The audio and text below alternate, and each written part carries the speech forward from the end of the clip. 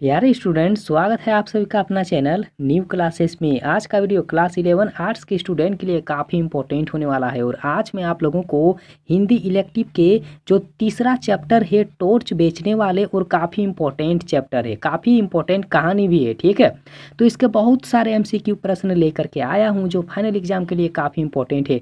और इनसे पहले भी मैंने बहुत सारा वीडियो अपलोड कर दिया है। अगर आप लोग नहीं देखे हैं तो कुछ वीडियो का लिंक नीचे डिस्क्रिप्शन में दिया हुआ है और हर एक वीडियो आप लोगों को प्ले लिस्ट में जाकर के मिलेगा। ठीक है, वहाँ पर जाकर के देखिए, हर वीडियो आप लोगों को मिल जाएगा और फाइनल एग्जाम के लिए काफ़ी इंपॉर्टेंट है।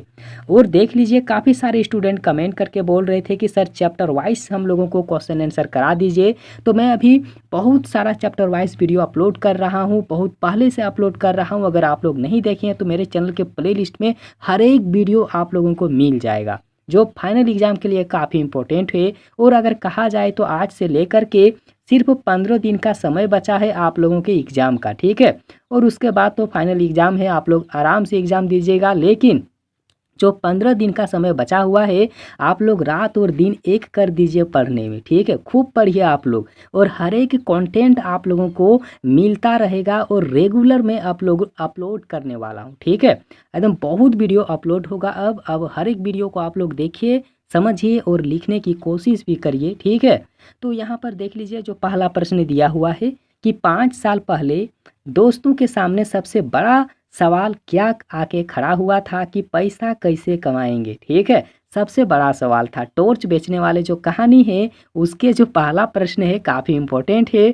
कि उस जो दो दोस्त थे, तो दोनों में एक बहुत बड़ी बहस हुई थी कि पैसा हम लोग कैसे कमाएंगे। ठीक है, तो ये था प्रश्न का आंसर, काफ़ी इम्पोर्टेंट है। और अगला प्रश्न देखिए, काफ़ी मज़ा आएगा। ठीक है, दूसरा नंबर का प्रश्न भी देखिए कि टॉर्च बेचने वाला लोगों को अंधेरे से आखिर क्यों डर दिखाया करता था। ठीक है, काफ़ी इंपॉर्टेंट है।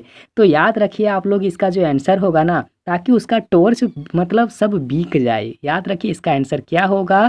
तो आंसर इसका होगा कि टॉर्च बेचने के लिए और हर टॉर्च उसका बिक जाए, इसीलिए लोगों को वह अंधेरों के बारे में कह करके डराया करता था। ठीक है, आगे यहाँ पर देखिए, जो तीसरा नंबर का प्रश्न है, आप लोग पढ़े तो जरूर होंगे। ठीक है, इस कहानी को आप लोग विस्तार पूर्वक पढ़े होंगे, सुने भी होंगे। काफ़ी आसान है, काफ़ी मज़ेदार कहानी है। ठीक है, तीसरा नंबर का प्रश्न देख लीजिए कि प्रकाश बाहर नहीं है, उसे अंदर में खोजो, इस पंक्ति को किसने बोला है। तो याद रखिए, चार जो ऑप्शन यहाँ पर दिया हुआ है ना, तो जो टॉर्च बेच रहा था ना, वही इस पंक्ति को कहा है। ठीक है, आगे देख लीजिए, जो अगला प्रश्न है, और यहाँ पर नंबर में थोड़ा मिस्टेक है, लेकिन आप लोग नंबर मत देखिए, आप लोग प्रश्न को देखिए। ठीक है, अंधेरे का डर दिखा करके लोगों को डराना कितना आसान है। ठीक है, तो कथन के आधार पर बताइए कि इनमें से लोगों पर कौन सी बातें लागू होती है। ठीक है, कौन सी बातें जो है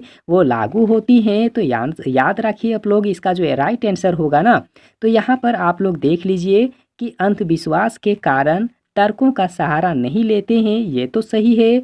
और यहाँ पर देख लीजिए, डर का सामना नहीं कर पाना, ये भी है। और लोगों में जागरूकता की कमी, ये भी है। यानी कि उपयुक्त इसमें सब होगा। ठीक है, यहाँ पर ऑप्शन है ये सब हर पॉइंट बिल्कुल राइट आंसर होगा। ठीक है, आगे यहाँ पर देख लीजिए, जो अगला यहाँ पर दिया हुआ है प्रश्न क्या है कि पहला दोस्त क्या काम करता था। ठीक है, पहला जो दोस्त था वो क्या काम करता था। तो याद रखिए, वह एक टॉर्च बेचने का काम करता था, मतलब टॉर्च विक्रेता था। ठीक है, आगे देखिए, जो अगला प्रश्न यहाँ पर दिया हुआ है कि धंधा वही करूँगा। ठीक है, धंधा वही करूँगा यानी टॉर्च बेचूंगा, ऐसा किसने कहा था। ठीक है, तो पहला दोस्त ने कहा था, या फिर दूसरा दोस्त, या फिर यहाँ पर जो है उस भव्य पुरुष, आखिर जो भी है। ठीक है, तो इसका आंसर आप लोग याद रखिए, जो भव्य पुरुष ने, यानी कि भव्य पुरुष जो थे, उसने कहा था कि मैं टॉर्च ही बेचूंगा। ठीक है, आगे देख लीजिए, जो अगला प्रश्न यहाँ पर दिया हुआ है।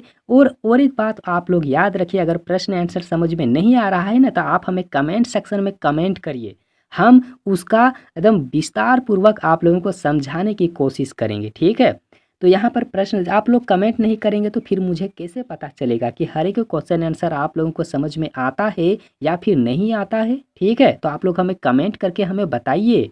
ठीक है ना, तो यहाँ पर देख लीजिए जो 7 नंबर का प्रश्न है कि टॉर्च बेचने वालों ने लोगों का अंधेरा दूर करने का क्या उपाय बताया था। ठीक है, तो आखिर अंधेरा दूर करने का उपाय क्या बताया था कि आप लोग टॉर्च को खरीद लीजिए। ठीक है, उसी से अंधेरा दूर होगा। आगे यहाँ पर देखिए जो 8 नंबर का प्रश्न दिया हुआ है कि दोनों दोस्त ने कितने साल बाद मिलने का निश्चय किया था। ठीक है, आप लोग पढ़े हैं तो कमेंट सेक्शन में हमें आप लोग जवाब दीजिए। ठीक है, तो आंसर याद रखिएगा, 5 साल बाद दोनों दोस्त मिलने का वादा किया था कि हम लोग 5 साल बाद मिलेंगे। और यहाँ पर अगला प्रश्न देख लीजिए कि टॉर्च बेचने वाला पाठ किस शैली में लिखा गया है, तो वो व्यंग्यात्मक शैली में लिखा गया है। ठीक है, आंसर काफ़ी इंपॉर्टेंट है, क्वेश्चन इंपॉर्टेंट है, हर एक चीज़ को आप लोग लिखते चलिए, याद करते चलिए। और हर एक चैप्टर वाइज वीडियो में अब बहुत सारा अपलोड करने वाला हूँ, क्योंकि 15 दिन का समय बहुत कम है आप लोगों के लिए।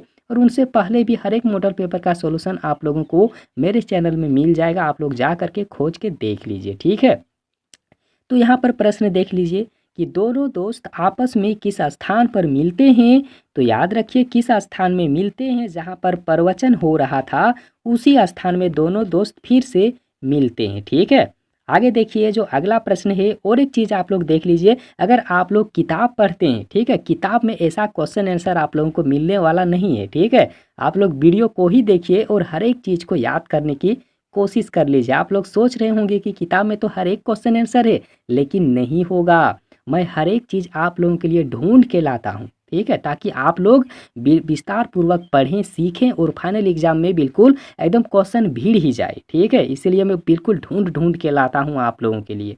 तो यहाँ पर प्रश्न देख लीजिए कि लेखक ने टॉर्च की कंपनी का नाम क्या रखा था, तो देखिए सूरज छाप ही क्यों रखा था। ठीक है, काफ़ी इंपॉर्टेंट है कि लेखक ने टॉर्च की कंपनी का नाम सूरज छाप क्यों रखा है, काफ़ी इंपॉर्टेंट है। तो इसका राइट आंसर आप लोग देख लीजिए, प्रकाश फैलाने की समानता के कारण वह जो उसका टॉर्च का नाम था रखा क्या था, तो सूरज छाप रखा था। ठीक है, प्रकाश फैलाने के लिए ही रखा गया था। ठीक है, अगला देख लीजिए कि आजकल सब जगह अंधेरा छाया रहता है तो रातें बेहद काली होती है। तो इस कथन के पीछे टॉर्च बेचने वाला का क्या उद्देश्य था, तो इसके पीछे उसका जो उद्देश्य था ताकि लोगों में अंधेरे का डर पैदा करना। ठीक है, इसका आशय यही था कि लोगों में अंधेरे का डर पैदा करेंगे और टॉर्च हद से ज़्यादा हम लोग बेचेंगे और पैसा कमाएंगे। ठीक है, अगला देख लीजिए कि दूसरा दोस्त क्या करता था। इसका जो दूसरा दोस्त था, तो दूसरा दोस्त आखिर क्या काम करता था, तो याद रखिए अंतरात्मा के अंधकार को दूर करता था, मतलब वही तो प्रवचन दे रहा था। ठीक है, याद रखिए। और अगला भी प्रश्न आप लोग नोट करिए, हर प्रश्न इम्पोर्टेंट है।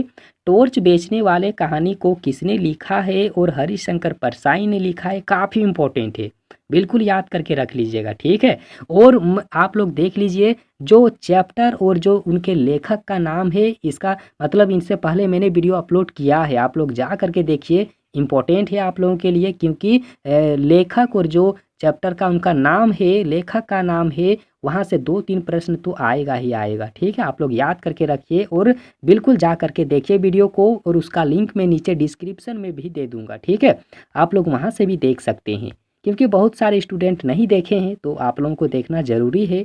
और अगला प्रश्न यहाँ पर देख लीजिए कि टॉर्च बेचने वाले पाठ की विधा कौन सी थी, तो वे निबंध है। क्या है, तो वे निबंध है। ठीक है, आगे देख लीजिए जो अगला प्रश्न है कि भक्त पुरुष ने कौन से वस्त्र धारण कर रखे थे, आखिर कौन कपड़ा पहन रखा था जो वह प्रवचन दे रहा था, तो याद रखिए रेशमी का कपड़ा पहना था और सफ़ेद वस्त्र पहना था। ठीक है, मतलब साधु की तरह। अगला देख लीजिए, अगला जो प्रश्न है कि टॉर्च बेचने वाले का टॉर्च किस कंपनी का था, तो सूरज छाप का था। ठीक है, आप लोग तो पहले भी सुने हैं, सूरज छाप का था।